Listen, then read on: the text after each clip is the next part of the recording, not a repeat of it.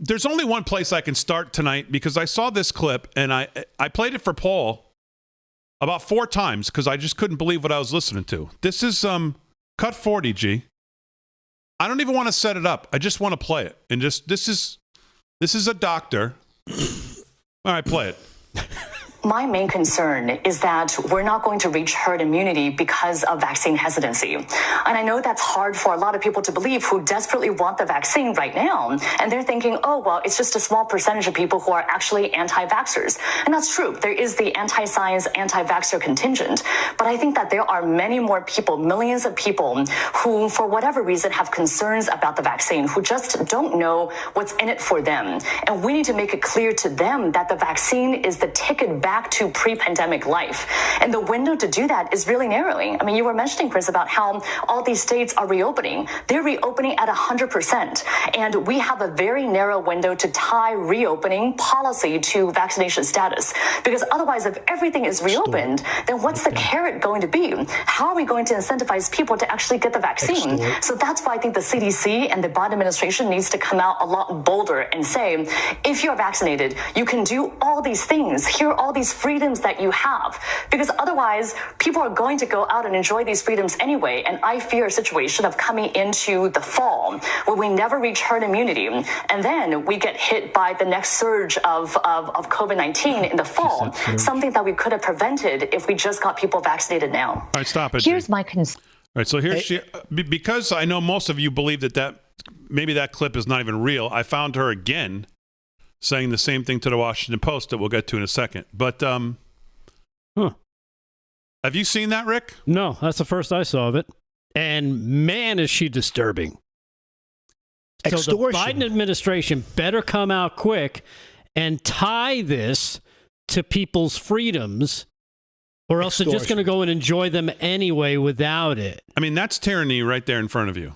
And she has the word doctor in front of her name, which is scary in itself. And I believe she teaches at Georgetown University, which is also scary. Now, do you think she's just that pro-vax? By the way, let's create back. The way she frames it, anti-vaxxers, this is so sad because I'll be the first one to say that if I know a vaccine's 100% safe, let's just say 99.9% safe, I'm down at the clown, bruh. As long as I'm free to choose, I'm all in. I'll voluntarily take it. But we don't know how safe it is. So how am I an anti-vaxxer? Because I'd rather wait. And I'd rather trust my immune system that has served me so well for 53 years. We're losing the narrow window of opportunity to tie vaccination status with reopening policy. And so when the CDC comes out and says, and again, I think this is a good thing, vaccinated people can see one another. They can see each other in informal social settings. I think, again, that's a step in the right direction. But I think we need to go a lot further and make sure that people understand that vaccination is the ticket back to pre-pandemic life. If we don't set that message right now, as reopening is happening, soon we're not going to have that carrot anymore. If everything is reopened, then people are going to say, well, what's in it for me? And I know that's hard for a lot of people to imagine because there are so many people who will do anything to get a vaccine now.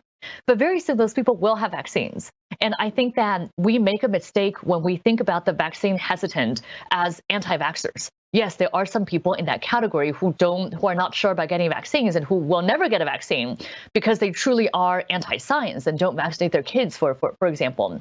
But I think we're neglecting a very large segment of the American population who have concerns about the vaccines that we have to address, but who also need to very clearly see the incentives. And we are missing that opportunity to present those incentives unless we can say very clearly now, masks and vaccines, that equals our ticket out of this. And we need to be really incentivizing people with the reason to get the vaccine. Wow. That's unbelievable. Straight up lunatic. That's one of those things where you say, man, they said the quiet part out loud. But that's why I went to see if I could find it in other places. She says it in multiple interviews. And the same words, the same verbiage. It's almost like she's rehearsed this numerous times to make sure she says it exactly the same way. You mean like a practice sales pitch? Right. And what's really scary is I wonder if anybody asked her the question, so what do you do with the ones that don't get vaccinated? I'm sure she's got an incredible plan for that. What do you do with the ones who think their freedoms don't come from, the government or from you telling them or Dr. Fauci